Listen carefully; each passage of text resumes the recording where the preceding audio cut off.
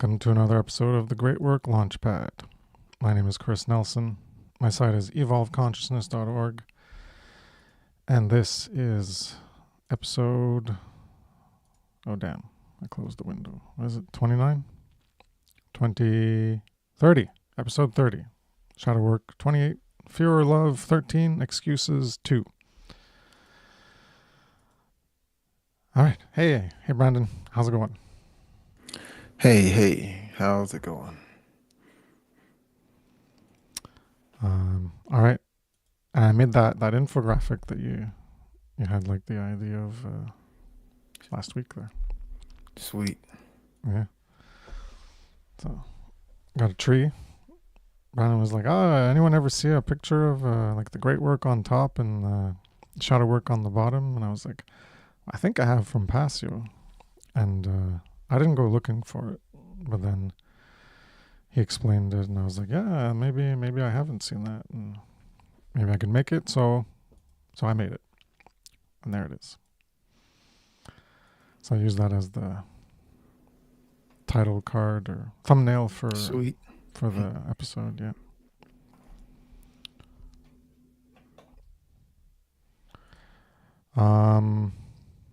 So the Great Work Launchpad. We got topics to talk about related to getting people launched into the great work. That's what the goal of this podcast is to get people launched like a rocket, light a fire under their ass. And that's why, my outro isn't such a fucfucking hellhole, huh? How about trying to get out there and do the actual great work so this world isn't such a fucking hellhole, huh? So that's how I end the show. I like to play it, so I played it here just to emphasize the lighting of fire. Inspirational words from Mark Passio that might not want to hear, but you might need to hear. And that's that fire that can get a kick under your tush and light a fire under your ass to motivate you. So, if you're thinking about it, you have the knowledge, but you're not doing anything, not talking about what you know. You're not doing the wisdom part. It's only staying inside of you. You need some motivation, some help, some easing into the work. You can come on here, talk about a topic, talk about what we're talking about, first of all. And if you want an avenue to write something or help on figuring out how to get started, I recommend writing as the way. That's how I started, and it's easier. You can take your time. There's no pressure to talk about something in the moment. So, over time you can accumulate the knowledge so that you can be more equipped in a rhetorical capacity to speak on subject matter on hand. And you can start off by gaining that knowledge by writing about it, taking the time. And I forget the exact phrase, but to know something, you teach it, something like that. And so that helps. When you want to teach about it, then you're going to learn it better. So that's my spiel for the Great Work Launchpad, and we'll get into it. Talking about excuses for not doing the great work. So that's what we were talking about last week. And people focusing on mediocre things or trivial things in life. They don't have a higher purpose, higher meaning. So in general, that's what we are searching for. It's something that you could say that we yearn for, and really speaks to the core of our being when we fill in a purpose or a meaning. And there's an objective one that applies to everyone when we understand how we relate to freedom and our responsibility in that equation to create freedom. And so that objective purpose is the great work to bring about the restoration of freedom, and our part, each individual's part in doing that. And the other stuff is like, well, I'm going to be a policeman. I'm going to be a soldier. I'm going to go work for government. I find great meaning. They give you something to belong to, something that's greater than yourself. So when you do the great work, you belong to something greater than yourself. You belong to an ongoing chain of causality that's, it's about the care for everyone, agape, true care, and trying to bring about freedom for everyone. And it's goes through generations. And when you have a proxy for that, substitute it with something that's on its face, it looks good, and that's how the evil masquerades. Evil veils itself through the illusion of things that are good. So it pretends to be good, and that's why people want to feel like they belong to something. It's part of our psychology, why we are social beings.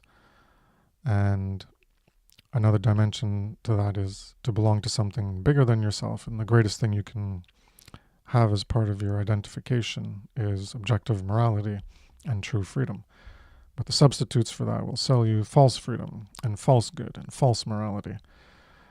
So yeah, I guess I interjected that there. That's related to the meaning and the purpose and how we're conditioned into false ways that can lead us astray, and how we're not advancing the true cause, the cause of true freedom or justice. And when you're not doing the great work, you're not actually doing that. So you might have a lot of knowledge, you might know it backwards and forwards, up and down, but if you're not doing that great work, then you're just accepting to not be a participant in that great endeavor, that long chain of causality of, at the moment it's minimal input. If we had more people inputting themselves into that causal dynamic to affect change in the world, then we might actually get it done. But that takes a lot more people getting involved in doing it. So that's what we're trying to get at, and that there's requirements. You have a goal, true freedom. What are the requirements? The great work.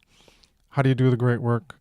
There's requirements to do that as well. And that's what we're talking about here, is excuses for not in fulfilling the requirements to do the great work, to then be able to create true freedom.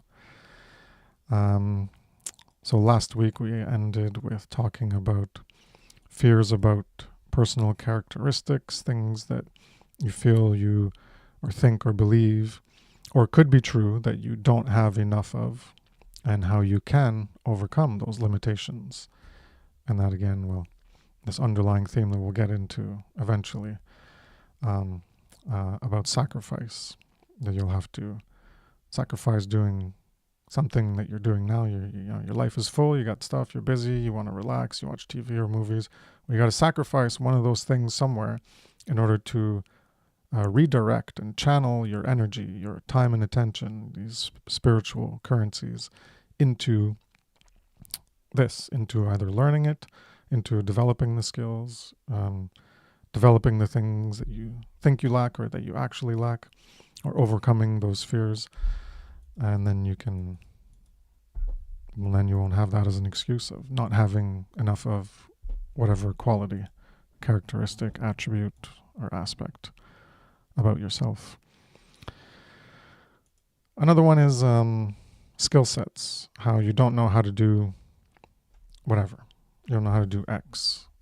Some skill or technology, you don't know how to write. Oh, I was never good in language arts or English school, English class, so I don't know how to write properly. I don't know how to do audio. I've never spoken into a microphone. I don't own a microphone. Or you can buy a microphone. You can learn to do it. You start off crappy. You get better at it. You can probably take a course on rhetoric, how to be a better orator, or you can just develop it by using it. That's like how essentially any muscle works. Well, it's the same principle. The more you use it, the more you're going to understand how it works and develop a refined capacity to use it more effectively. That's what muscles are. Learn to use your muscles, learn to do a sport. You get better at it, get better at a technique, lift stronger, so you get better at speaking, better at writing, video editing, can be crap at it. You can learn how to do that. All these are skills that you might not know how to do right now, but you can develop it. Like public speaking, you can even do public speaking. Have shyness or stage fright or whatever, those things can be overcome as well. Those are psychological limitations that you can overcome. Or if you're not organized and you're disorganized and everything's chaos around you and you're just like it's a mess everywhere and inside your computer, it's like just stuff, everyone puts everything on their desktop, so it's like a big mess. And so these are organizational skills where you can figure out, you organize aspects of your environment. Like the computer is kind of like an extension of ourselves, you know. It's an extension of our minds, I guess you could say, in the way we think about things. Well, then we can organize our computer as a somewhat of a reflection that mirrors our internal state of how we like to maybe organize our thoughts. So there's like a loose connection there about that association that we can make. And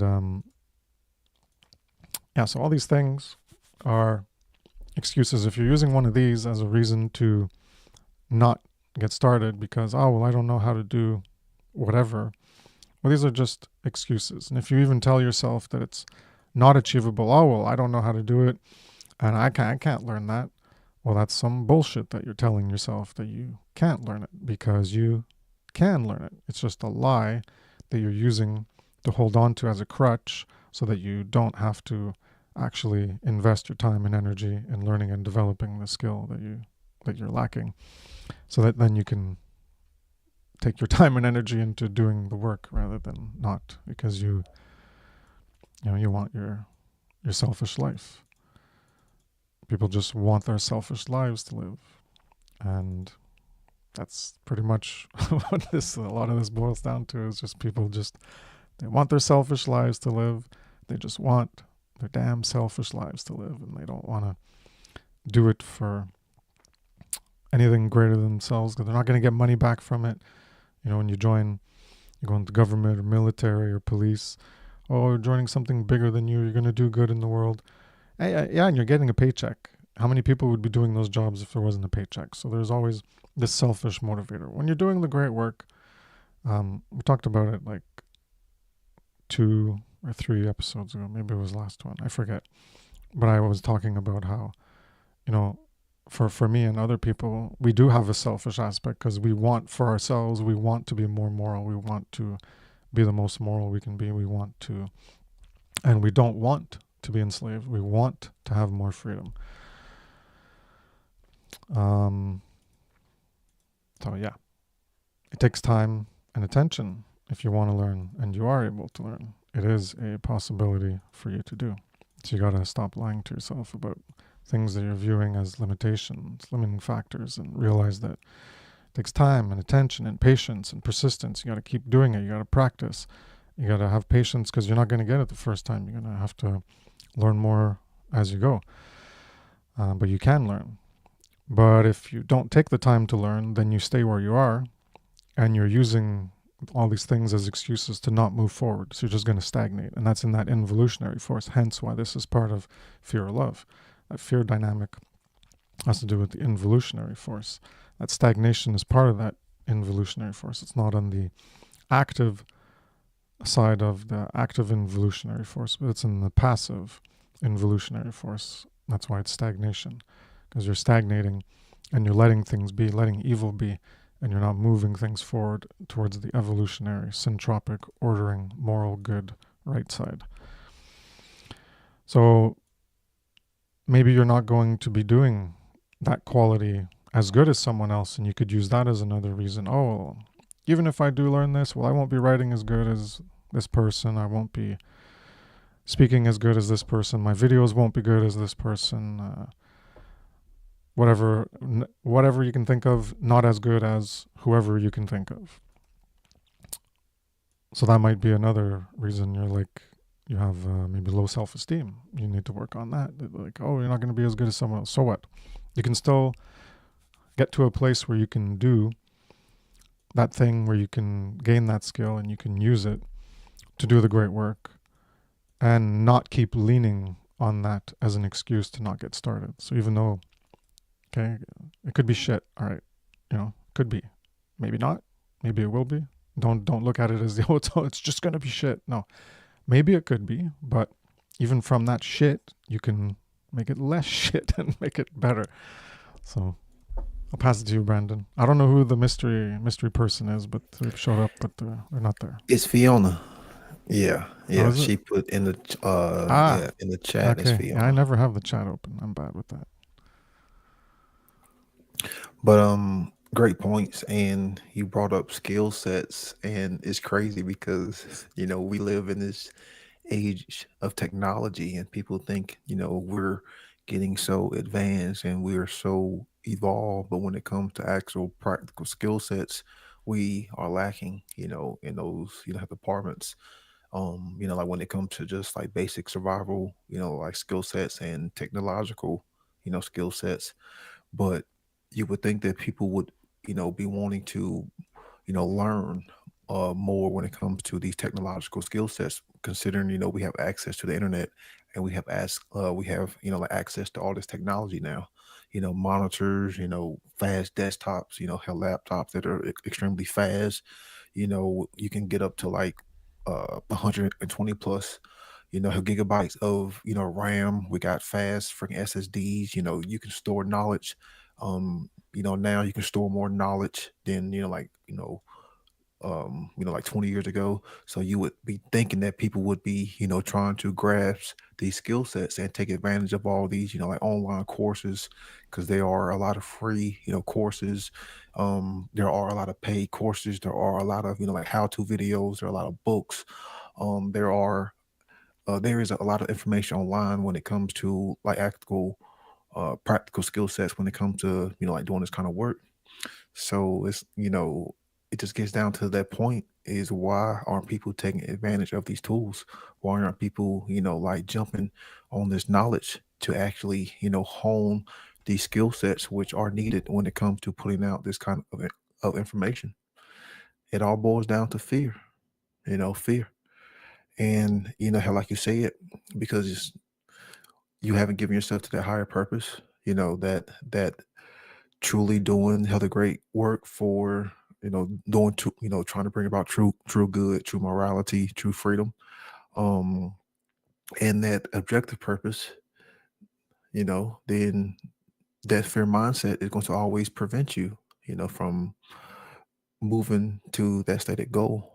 So these skill sets are required. And again, all of these excuses that are preventing people from jumping and using these skill sets. And I know because that's where I was when before I started doing all this stuff. I wasn't as good.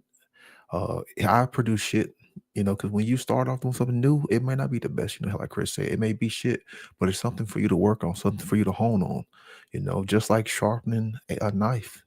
It's going to be dull, but you put pressure, you put work, you put force on it to sharpen that blade, to sharpen that, knife. Pressure, work, have sacrifice, care, have dedication, force. And eventually that blade, it'll start to sharpen. It'll get sharp. And when you are working on your craft, the more and more you do it, the more and more knowledge you take in, the more and more how better you will get at it. And then you practice, you practice. Some things may not work out. That's totally fine. More new information comes in and you work with that. And you're always willing to learn. You're always willing to learn more and get better at your craft. Because these skill sets have required, man. They are required.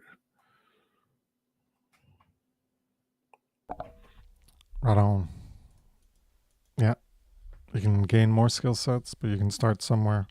Everyone should know how to write, even if you didn't do good in English class, I'm pretty sure you know how to write. Or okay, you don't want to do something like that and more basic, more thorough and not time intensive. Well, think of something to say, and then you turn your phone on and record it and then upload it.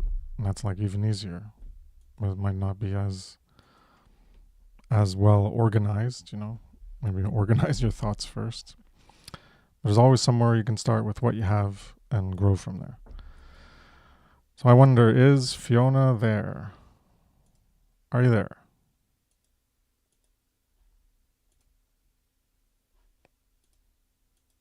All right, well, come back whenever you're there. Let us know.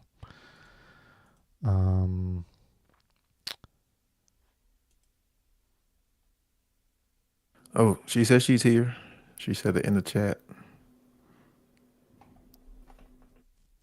No, you're not audible. So you were muted like a bit, and then I see the red X on your microphone and is gone. But yeah, there's no audio coming through. So maybe check your audio settings. Maybe you didn't choose the right thing. All right. So Fiona's going to rejoin, and I'll continue with the next fear. So by the way, these, like, a lot of this stuff is coming from Mark Passio's work, the podcast. People who are familiar with it, they can tell. So this one's like at 241, 242, something like that, where he went into some aspects of shadow work related to the fears we have in doing the work. So the next one is fear about losing worldly attachments. So this is a big one too, because there's so much we can be attached to, that we identify with, that we have connection to, that we relate to. And then you don't want to lose that thing that you identify with, because in some way the idea of it or the relation becomes absorbed into your sense of self, into how you view yourself, your self-view. So that can even relate to Hey, worldviews. can you hear me now? Yeah, go ahead. Oh, perfect. I'm so sorry. I had not selected the right audio setting. I believe it's working now. Hi, everybody. Good morning. Hey. Hey. Yes, please. So, I don't know. I don't have much to weigh in, but let me know if you need my comments or my thinking on anything, my opinion. I'm here, all for the cause. All right. Well, did you hear the first part? Did you have anything to say about fears of skills? The skills about writing, you mean? Well, anything, a skill that you don't have that you're using as someone could be using as a reason to not get started because they don't have the skill, and then they just Yeah, never maybe. move on from there. Yeah, maybe they lack the will. I have definitely been an individual who obviously nobody learns from birth. Um, and, well, it's debatable. There are genetically modified, but we're not talking about those who are like underground black experiment stuff, smart soldiers they call it. No, people are not born talented, they learn it, they excel it, they like a field and they like to pursue. So I was, well, to start with, in my country, it's a big fuss, over speaking in English and conducting yourself, the body language and your presence and stuff. But I was persistent. I was in fourth grade is when I got to know that English has substantial value, and I became a fan of Enrique, and I was like, who is this guy? I love that music. And some, we call them Bhaiya, elder brother. Like, he was very elder to me, and he was playing that song. So I asked, like, what is this? What are you listening to? I love the music. He said he's a musician, he's a singer, and his name is Enrique Iglesias, and that's a song. I was like, that's marvelous, but I can't sing it. Why can't I sing? He said, because he's singing in English. I was like, okay. He said that in our country we speak in Hindi, but in America, and well, it's a global language now. Everybody speaks, most of the people speak English. And I was like, I better learn it. I love the music. I can't sing along. Like, that's terrible.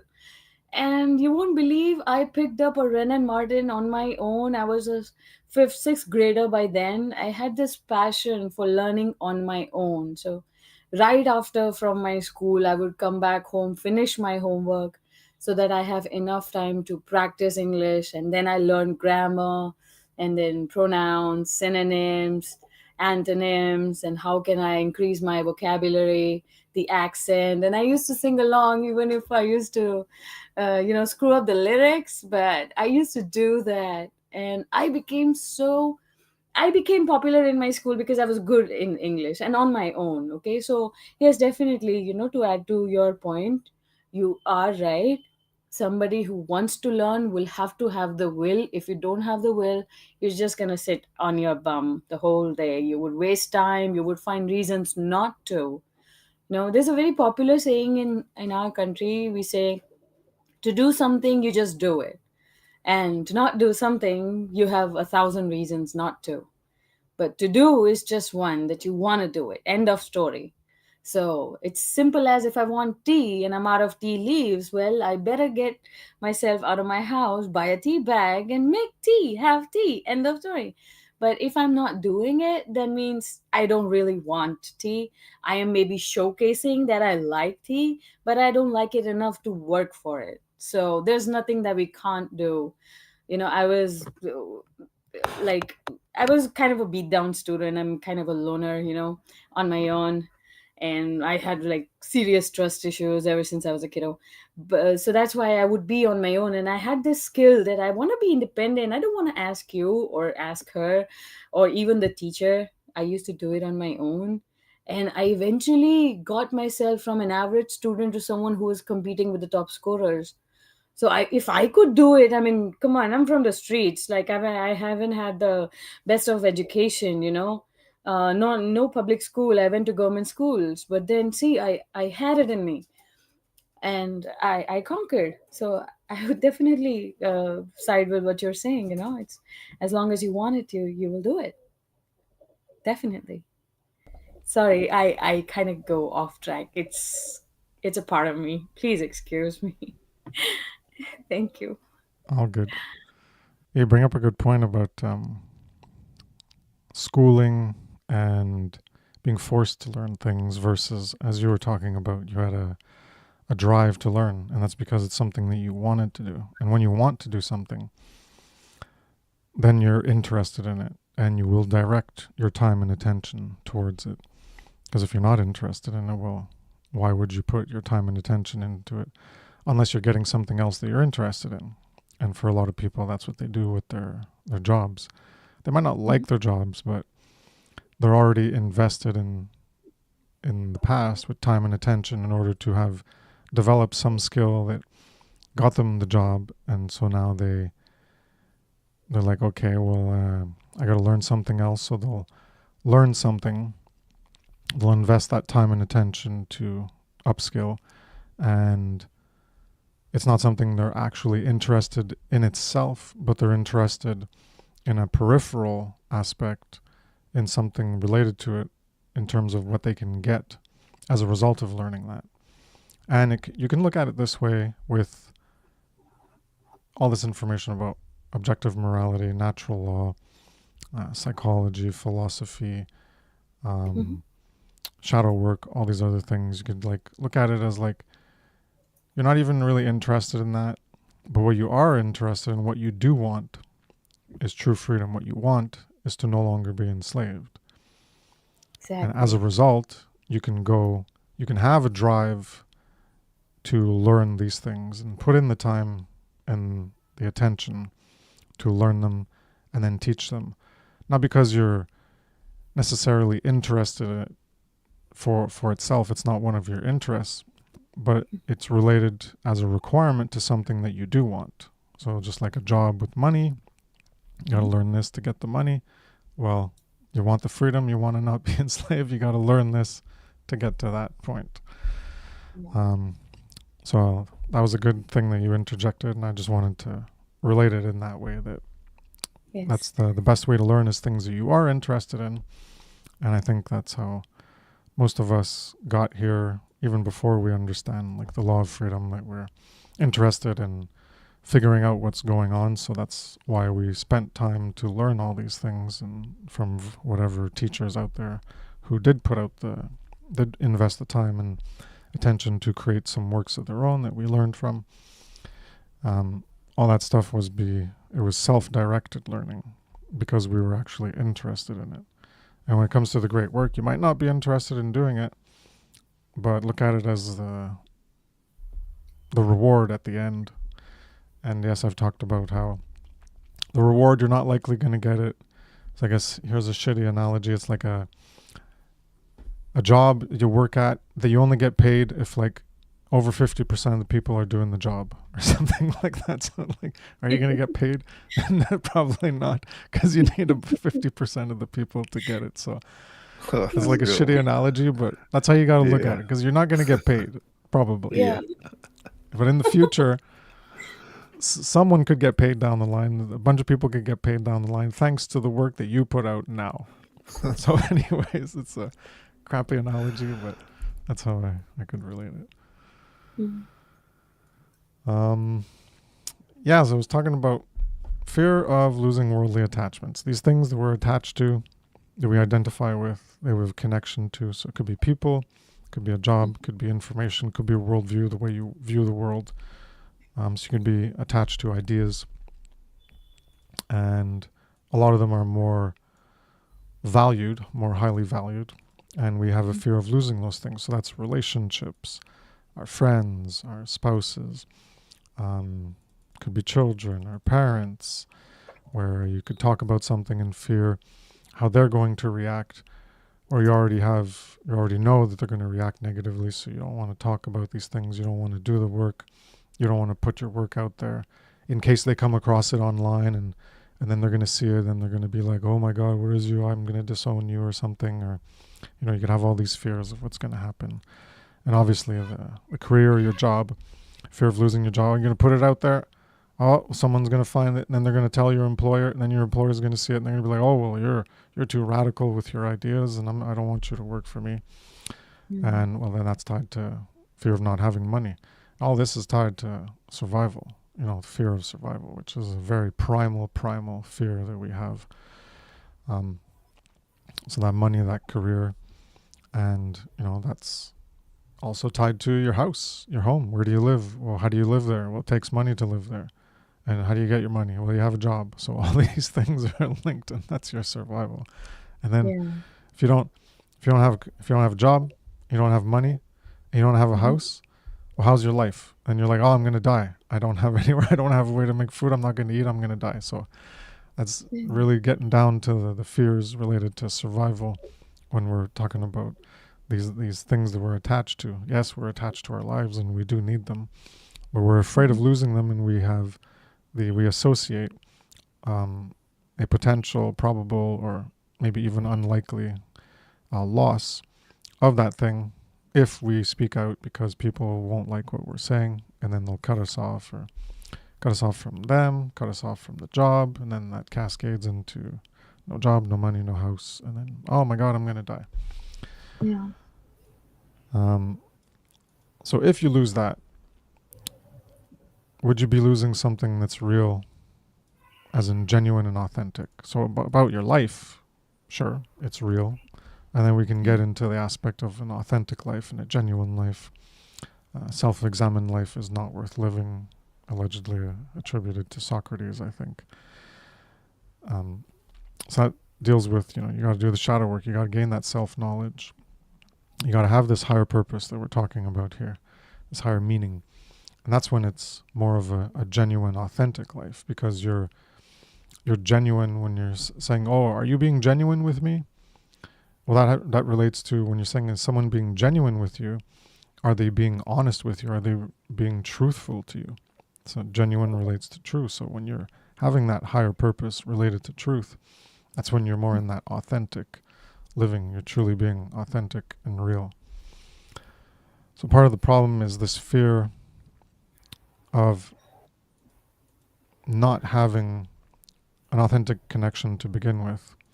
And we're fearing that thing. And, Pascal's talked about the only real relationship, and I've talked about it in my earlier work in different ways, where Relationships are built on what we don't say to each other. They're Yes. maintained by what we don't say. So we don't speak the truth. We don't say things that we could believe they're true and they could be wrong, but we're trying to not rock the boat. We're trying to keep the peace. We're trying to maintain those connections, those relations. So these relationships are built on what we don't say more than what Right. we do say. So Mm. that's a negative aspect of the apophatic pathway. Exactly.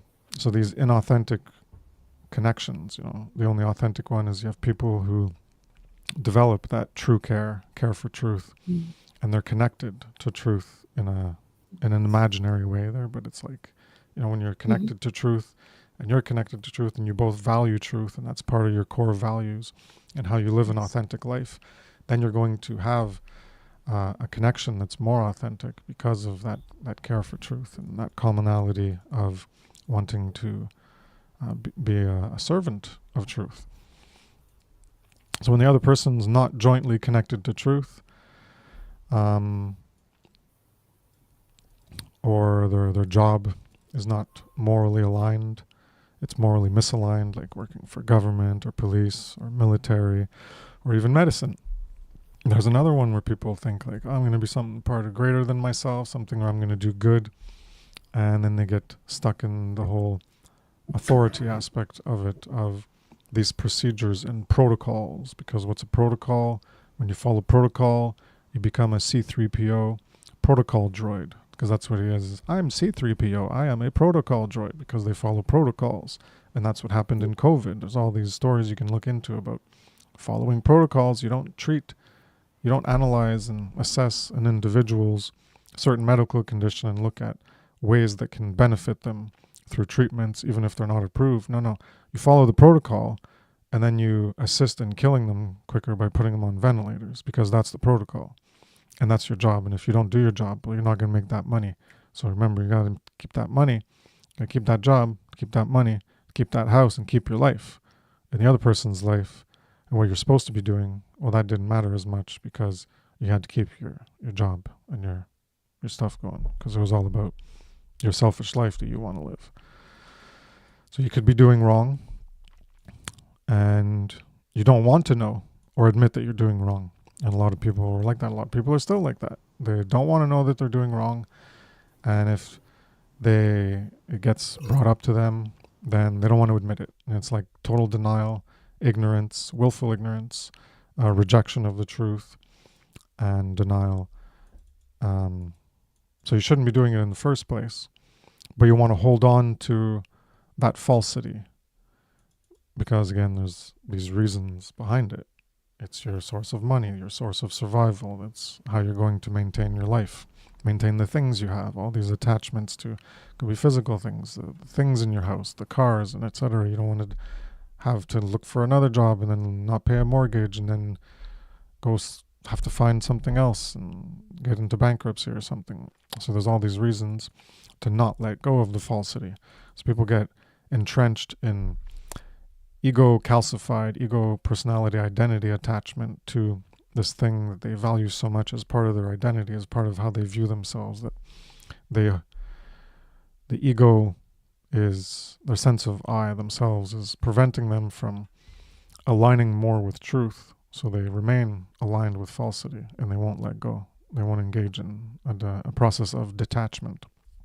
So they hold on to immorality for that money, for that survival, for that security, or even for some it's for the prestige of the position that you've gained and the notoriety and the respect you've garnered as being top in this field, in this medical, this whatever, MD, the surgeon of whatever capacity, or however you want to look at it, or in a certain job, and you've worked to get where you are and you've climbed the ladder, and you risk throwing it all away.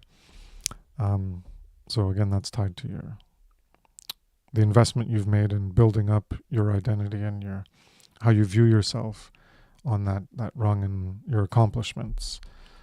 And you don't want that taken away, because again, that's all usually with certifications and an authoritarian framework where you could, that authority, which is what happens in the medical industry, where if you go against it, they remove your medical license because you do not follow protocol, because you're trying to do things the way you think, and you're judging for yourself what is right or wrong.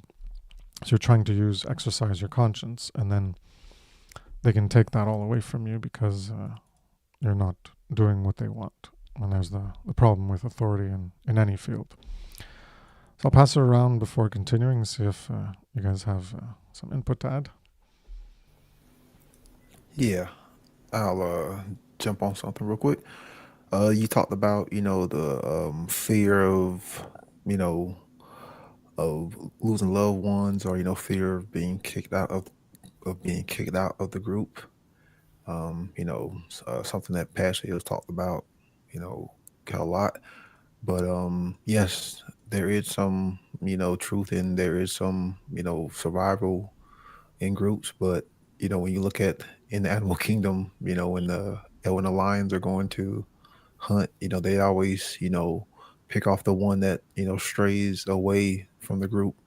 So it's always kind of you know kind of similar to this when it comes to have the conditioning is another aspect of the conditioning, with the whole cult mentality and the whole collectivist mentality is, there's strength in the group. Like going hell against the group is dangerous. Going against the group is death, so how the conditioning is there.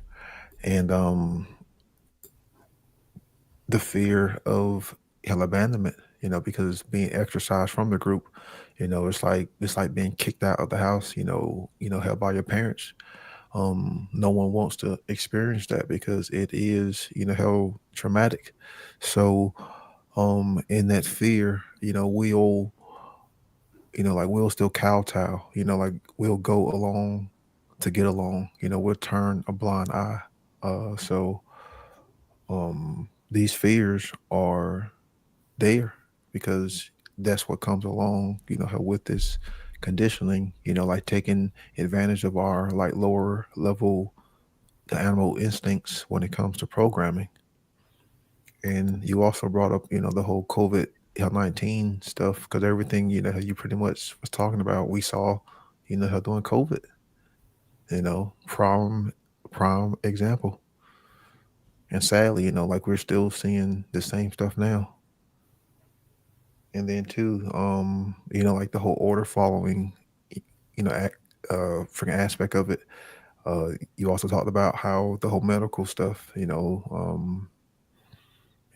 how the order followers are not just the cops and militaries, hell, it's also people in, like the whole pharmaceutical stuff, like corporate stuff, just going along to get along, just following procedure, not asking questions, not thinking for themselves, not thinking about, like what's morally right, not thinking of the consequences of what they are actually doing. And yeah, dependent on the group for survival, like that's what the conditioning has been, like the whole cult mentality, the whole collectivist, mentality. And just always look for the group. Always look external, always look for a mommy or daddy or authority figure, you know, to survive. Always look outside of yourself because you are incapable of surviving. You know, it's like a childish mentality. So they condition us, like with the childish mentality, staying in fear. Then we don't want to get involved, like in doing this kind of work. We don't want to get involved in speaking out because we don't want to be ridiculed. We don't, we fear losing our job. You know, we fear, like losing that status symbol, that seat at the table, when it comes to Christmas dinner, because you posted something online, or because you know, made a video, a presentation speaking out hell against the slave system. That people just look the other way. Yeah. Related to that, I wanted to mention this aspect of the group. So, talk about looking for, related to parental abandonment. We'll get into that in the future. The aspect of wanting a substitute mother and father take care of you, the mommy, daddy, nanny, the state, the government. So you're still a child. But there is an aspect related to the group that's ingrained in our social dynamic. When you think about it, it's also ultimately tied to survival. Because maybe not in our society as it is now, because it's so decoupled. Our interdependence, our codependence is decoupled from personal relations. All you have to do is be able to perform a job to get money, and then you can exchange for things in order to survive. So it still relates, but not as strongly in the past. So what I'm getting at is, in order to survive, you had to rely on people around you. Right. If you got Yep. sick or something, you needed help. So being able to form bonds and connections and relate with people, it's still important now, and there's this psychological dynamic is still in place, but it was even stronger in the past due to how the mechanisms for survival were much more, I guess, less fluid or less dynamic, so they were more constrained, and you needed to have people, you need to have connections with people around you for when times got tough. So Um, did you want to say may, something? yeah, may I ask you, like, how long of a past are you talking about? Just so I can understand. 100, 200 years, and before that. So before the economic model got more, Oh, I guess, you mean, automation and the Industrial Revolution, where things got do you mean more. the barter system? The barter system? Like, Yeah, I would like there exchange could have been rice for money. your. Yeah, but there could have been Okay. money before, afterwards. Like you could go as far back as the barter system, but you could have money like Mm-hmm. gold coins or silver coins. You could go back to the Roman times, like 2,000 years ago. Mm-hmm. It's not based on having money or not. It's based on the the way our world works now is, as I just mentioned, you can just go get a job. You don't have to Yeah. have friends. You don't have to have anybody in your life, as long as you have a job and you can Right. save up money. And if you get Mm-hmm. sick, you have the money you saved up, or you can pay Yeah. into an insurance and you can be taken care of. These things were not as available or very restricted Um, for adoption or to be inclusive in those mechanisms in the past. So if you lost your job, there wasn't insurance. Um, you had to have people. You had to rely more on people. Now we're in a codependence, but more of a self-reliant kind of way, mm-hmm. where you don't need to be as dependent on other people. So we're codependent because we don't make everything ourselves. We Yeah. just buy things that other people make, and they sell it so that they can have money to buy other things that you could make, and Mm. then you sell it. So we have this So, this more fluid yeah, the codependence. money It's not as circulates. constrained. Yeah. Yeah, I would like to add 2 points to this dependency that you're talking about and how good practices are condoned.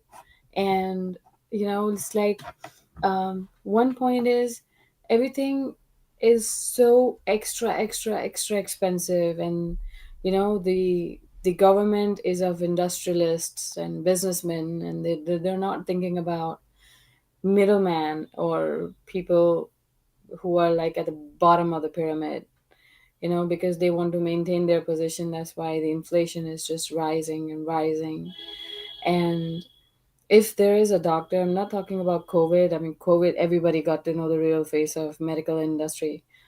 But I'm talking about at a personal level. Like, even when I go to different doctors, for example, if someone in my family is diabetic, so I've taken them to several doctors, okay? And will you believe that I had to check with 20 other people just to make sure that the person is right? I was not afraid about spending money. I was more afraid that this person is going to experiment for a couple of months in order to just churn more money out of you.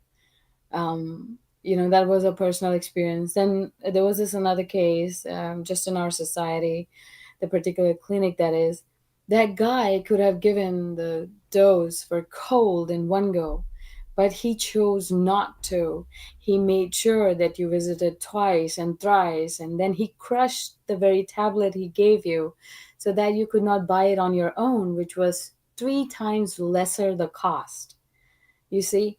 So instead of trying to make sure that I will get you well and you will get me 20 more references, they're thinking, hey, don't let this one get away, try to get as much money as possible. Again, one of my family members, I took them to hospital, and this particular doctor was adamant that I get all the tests done from that medical center itself, from that hospital itself, and that would have costed me easily around 10 grand. But I checked outside, and I got to know that I could get it around 3,000. So that was the difference. And he was constantly trying to, divert me to the fact that, oh, outside is going to be this and outside is going to be that. And I'm like, I'm sure. And you won't believe, I was talking in a club somewhere, anonymous app, and they said that in the hospitals, you would not believe, they have their own targets. The MD has a target. He needs to get a business of 1 lakh something. The psychologist they hired, the psychiatrist, the diabetologist, different kind of doctors. Everybody has a target. The one who does X-ray for a living, he has a target to achieve. They forced someone in my family during COVID time to get an MRI, and that costed 20 grand, and nothing was worthy of that MRI. You see, so these practices are good practices, are condoned for sure. Now, set aside medical industry. I told you I wanted to give you two examples. One was that, and I'm speaking purely from personal experience. And secondly is in corporate jobs, wherever you go, a $5 pillow is being sold for 80 goddamn dollars.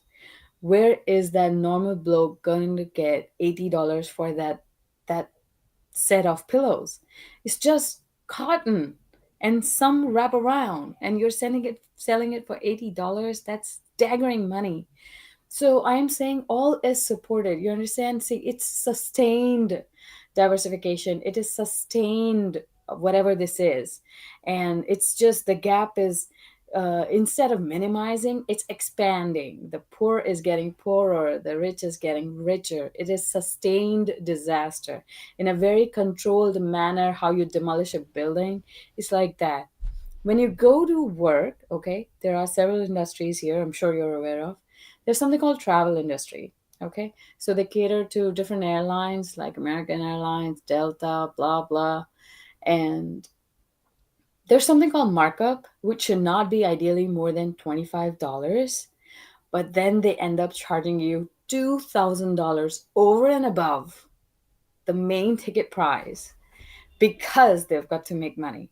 And basis that, incentives are set in the company. So you see, bad practices are there, but they are supported. You see, I would gladly tell the truth, but nobody's supporting me. I'm sorry, I don't know your name. The other person apart from Chris, sir, you, the Brandon. other, Yeah, Brandon. Brandon. Yeah, Brandon, sir. So when Brandon, sir, said that, you know, you will be criticized, you would be ridiculed, you'll be cornered, and you would lose people. They would not want to be jailed up with someone who's like rebellious or has a mind of their own. Nobody likes those. But if only kind of people that we are, or we believe in the principles, if only we are supported, I am 100% sure we will see a different world tomorrow morning. But if only everybody comes together. I cannot do it on my own. I have a family to run. So even if I condone those practices, you are absolutely 100% right. I have to follow because I will not be getting the money. And money is everything. So, yes, that was my share. Sorry for the blabber. All good. I find you don't have your accent that you used to have like a month or two ago. That accent, your Indian accent when you speak English, is like it's very diminished compared to what it was. You see, you are so infectious, Chris, sir, that because I am talking to you, I have adapted to this demeanor. I mean, if you would hear me in the beginning of this video, it is your impact that I'm now speaking in a very calm way. Someone who actually knows me in real life, they would not believe it's me talking. I don't have this much patience or, calm demeanor, but you're so infectious. Your good nature is so infectious. See, I'm just adapting. So, and I already told you my fancy for English language, right? Since I was a kid, I have had that. You know, I've watched all the sitcoms and multiple. Oh, sorry, I'm straying away. My bad. Yeah, I'm sure you could talk for hours and go from one tangent to the other and just keep going and going and going. Thank you for the kind words, but yeah, I just wanted to mention that because I noticed that the that typical Indian, accent of talking English has gone away a lot. But what you're talking about is true. It's in the States too. I don't know about Canada. We have a shit healthcare system that's paid involuntarily through taxes. But in the States they've done like audits or whatever, and it's like you're paying so much for a tool that doesn't cost that much, and it's just a huge markup for the I guess the middlemen relative to the manufacturers to sell to the hospitals, and then that goes on to the patients and everyone, the customers. But all this stuff that you were talking about, the underlying problem is people aren't moral, and that's why they're doing this. That's why they follow the quotas. That's why there are people above them setting quotas. This is all Satanism. It's all what we're talking about. Ego is the god themselves. They're not into the more organized and darker aspects of Satanism, but all of that is driven by this drive for the I, the self, above morality. And it just goes darker and darker. The more you put the I above morality in deeper ways, the more it goes darker into, everyone's in that egotism and moral relativism. That's pretty much everyone. And then you get into that social Darwinism. Then eventually you get into eugenics of wanting to decide who lives and who dies. But in general, everyone's in that egoic mindset of, well, it's about me and what I need, and what I need is money, and that goes above morality. So that's what corrupts everyone. Again, that's just making our case for us. The importance of doing the great work is the pinnacle, as I keep referring to it. There's a bunch of other stuff as you can do as part of the great work, and there's level 1 and 2, as I refer to it. 1 is the effects, knowing about the problem, so that you can care about the higher level of the great work, which is the solution, and that's how to get rid of the problem, and that deals with these peripherals of self-knowledge and shadow work and understanding ourselves. But the pinnacle, the most important part, is that moral truth, that moral knowledge, objective morality that's needs to be propagated so that people can take it in and remake themselves into a higher, better, truer version of themselves that they can be. And it's that's where we are, sadly. Is there's all these cases, all these experiences and anecdotal evidence that people can bring forth, and real solid evidence about how corrupt our world is, how corrupt individuals are, how they've debased themselves, how they're living as a lower, falser, unrealer potential version of themselves than what they can be. And it's all driven by these fears of not having this thing that they want, which is in a lot of cases money, which is why Passio refers to it as that's the overarching religion is money. Money is your god, like in They Live. That's your god, and that's how people treat it. They do whatever, maybe not anything, but they do a lot of stuff for money that if they were moral beings, they wouldn't do. So that's what's dictating them, dictating their choices, and what drives them is money, instead of what driving them being these higher principles, higher minded principles like objective morality. If you guys want to go around and say something else, and we'll end it there for today, for this week.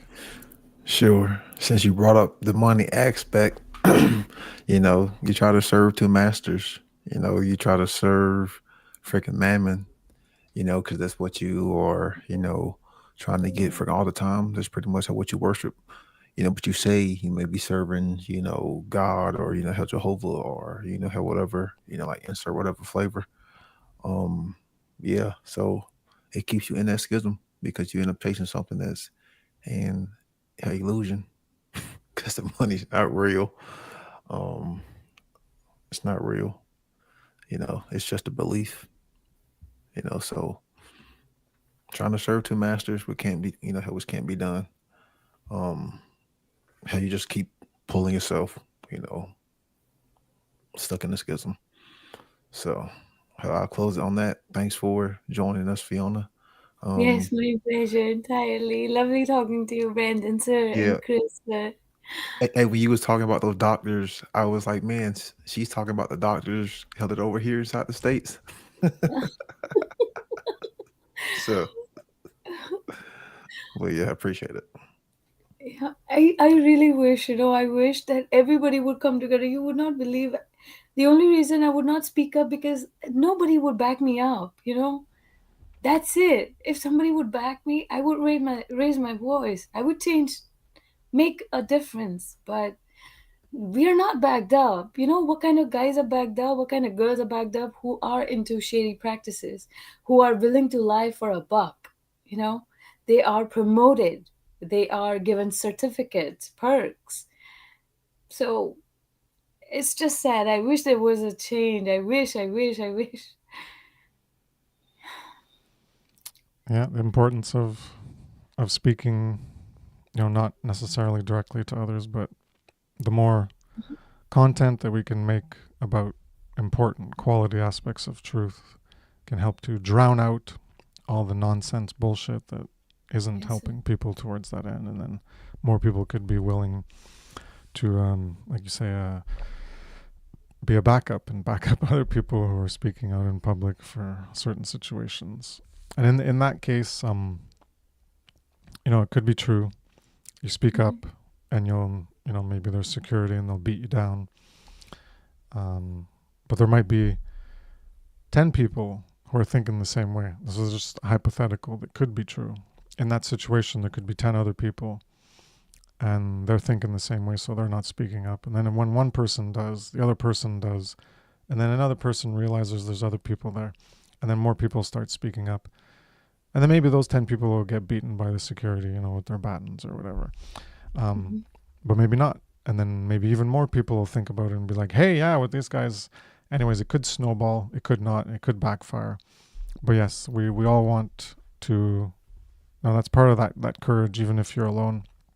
If you don't have much to lose, for yourself, if you're alone, if you're, um, I'm just thinking like in my case, I Mhm. have a lot of people who depend on me as Oh, being the breadwinner for the family. So yes, sir. I don't live in somewhere where it's as restricted as maybe India or other countries where there Yes, could sir. be severe repercussions, where they could just kidnap you and put you in jail, and then your whole family's screwed. Actually, for real. Yes, Yeah. yes, for real. So yeah, there's always things to weigh. There's advantages to being solo in terms of not having other people depending on you for survival and responsibilities, where you can be more, I guess, take more risks in how you're going to challenge or try to oppose authority. Yeah, I'll leave it on those thoughts where you can Yes, do very well. things differently, and we all make choices. And yeah, the important one is to get people to become more aware of objective morality, because that's the only way we're getting out of this. Not even objecting to, say, you're like Hillary Clinton is speaking at some thing, and you're going to be like, Clinton body count, or you're going to say, what about this, or what about this, or you let a rapist go off when you were Yeah. in your 30s, or whatever. That was one of your clients. Or Mm, like, you can bring out all these mm, these effects things, and mhm, people mhm, don't, the bad people don't want you to talk about them, or whatever's mhm. happening in your community or something. There's X bad effect is happening and you're going to talk about it, and then they're going to like hate you and then send the police after you or something. Like that's just going to keep going on and on and on. Even if you address one thing, there's another corrupt motherfucker who's going to come up and he's going to do something else. And it's why understanding objective morality.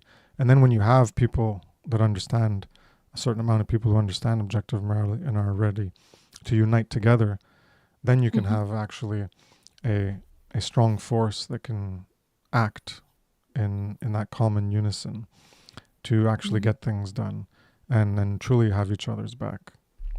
Like, I think I've talked about it before.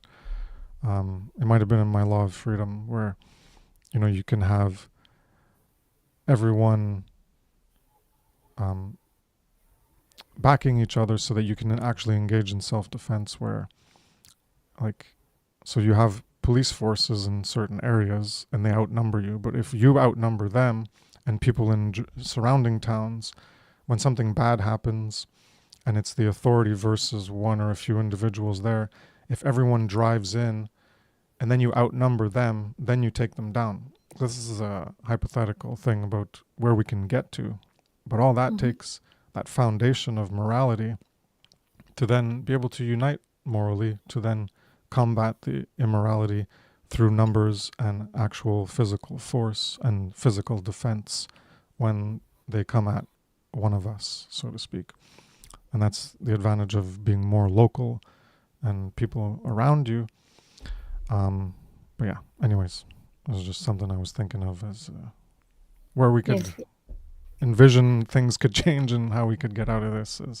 It's all based on objective morality. If we don't have that, we're not really going anywhere. We're just gonna revolve. Yep. A revolution, the American Revolution, made things better, and then it's revolve. If you don't have morality, you have shit. Yeah. Cool. Well, thanks, guys and gals. Yes. Thank you, Fiona, for coming in. Always a pleasure to have you come by anytime and voice your voice. And we'll be back next week. That is the 26th, I think it is. Okay, and, yes, sir. We'll be talking about excuses part 3. We'll continue with excuses some more. Yes, sir. So have a good evening, good night, good morning, good afternoon, wherever you are in the world. Take care. Yes, sir.